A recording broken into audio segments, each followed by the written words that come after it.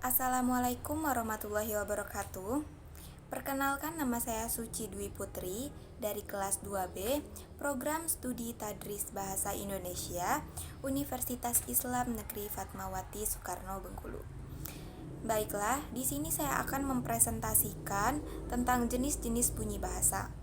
Dari mulai bunyi vokal, bunyi semivokal, bunyi konsonan, bunyi oral, bunyi nasal, bunyi panjang, bunyi pendek, bunyi tunggal, bunyi rangkap, bunyi egresif, bunyi ingresif, geminat, dan homorgan. Baiklah, langsung saja masuk ke pembahasan yang pertama, yaitu bunyi vokal.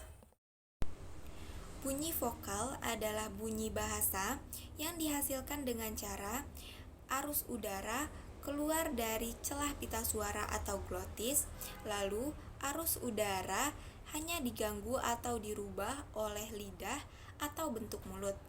Misalnya, bunyi I, bunyi A, dan bunyi U. Selanjutnya yaitu bunyi konsonan. Bunyi konsonan ini terjadi apabila arus ujar melewati pita suara, lalu diteruskan ke rongga mulut dengan mendapat hambatan dari artikulator aktif dan artikulator pasif. Nah, contoh dari artikulator aktif ini seperti bibir bagian bawah, gigi bagian bawah, dan lidah. Sedangkan contoh dari artikulator pasif yaitu gigi bagian atas. Contoh dari bunyi konsonan yaitu bunyi B. Nah, bunyi B ini mendapat hambatan pada kedua bibir. Selanjutnya yaitu bunyi D. Bunyi D ini mendapat hambatan pada ujung lidah dan gigi atas. Yang terakhir yaitu contohnya bunyi G. Bunyi G ini mendapat hambatan pada belakang lidah dan langit-langit lunak, seperti itu. Selanjutnya yaitu ada bunyi semivokal. Bunyi semivokal ini proses pembuatannya mula-mula secara vokal, lalu diakhiri secara konsonan. Bunyi ini juga sering disebut dengan bunyi hampiran atau aproksiman. Contoh dari bunyi ini hanya ada dua, yaitu yang pertama W dan juga Y. Pembahasan selanjutnya yaitu bunyi oral dan bunyi nasal. Bunyi oral ini merupakan arus ujar yang keluar melalui rongga mulut. Nah, dengan cara mengangkat teka mendekati langit-langit lunak untuk menutupi rongga hidung sehingga arus udara keluar melalui mulut.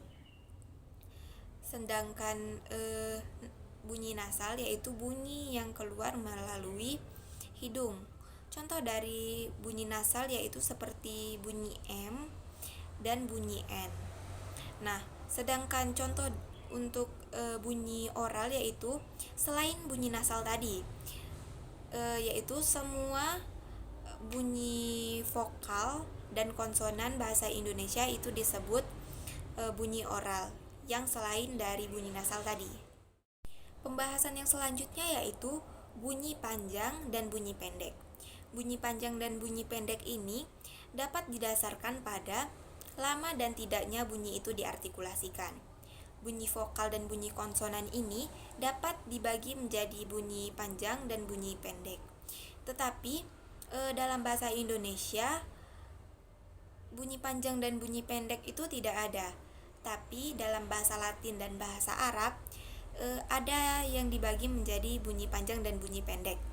Kita ambil contoh saja pada bahasa Arab. Bunyi dari bahasa Arab.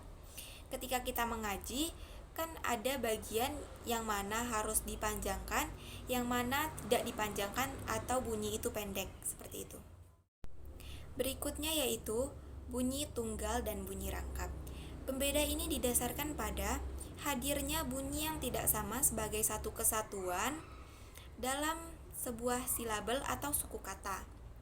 Rangkap vokal itu disebut diftong, tunggal vokal itu disebut monoftong, dan rangkap konsonan itu disebut klaster. Contoh dari rangkap vokal yaitu seperti huruf A dan I pada kata lantai dan cerai. Contoh dari rangkap konsonan itu seperti huruf K dan L pada kata klasik dan kritikal. Selanjutnya yaitu bunyi engresif dan bunyi ingresif. Pembeda dari kedua bunyi ini didasarkan pada dari mana datangnya arus udara dalam pembuatan bunyi tersebut. Apabila datangnya dari dalam, seperti paru-paru, maka bunyi tersebut merupakan bunyi egresif. Dan apabila datangnya dari luar, maka bunyi tersebut merupakan bunyi ingresif. Ada dua macam bunyi egresif, yaitu yang pertama, bunyi egresif pulmonik apabila arus udara itu berasal dari paru-paru. Yang kedua yaitu egresif glotalik yang apabila arus udara itu berasal dari pangkal tenggorokan. Nah, bunyi ingresif juga mempunyai dua macam. Yang pertama ingresif glotalik yang prosesnya sama dengan egresif glotalik, hanya arus udaranya masuk dari luar. Yang kedua ialah bunyi ingresif velarik yang terjadi dengan mekanisme velarik, yaitu pangkal lidah dinaikkan ke langit-langit lunak atau velum. Baiklah, yang terakhir yaitu geminat dan homorgan. Geminat yaitu rentetan artikulasi yang sama, sehingga dalam pengucapannya menimbulkan ucapan yang panjang. Contohnya seperti kata Allah dan Assalamualaikum. Sedangkan homorgan yaitu bunyi-bunyi yang terbentuk dari alat dan daerah artikulasi yang sama. Contohnya seperti konsonan alveolar seperti huruf T dan N.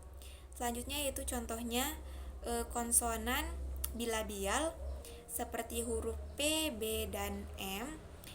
Dan yang terakhir yaitu konsonan palatal seperti huruf C dan N. Mungkin sekian yang dapat saya presentasikan. Apabila terdapat banyak kesalahan, saya mohon maaf. Dan semoga video ini dapat menambah wawasan setiap yang menontonnya. Dan kepada Allah saya mohon ampun. Wabillahi taufiq wal hidayah. Wassalamualaikum warahmatullahi wabarakatuh.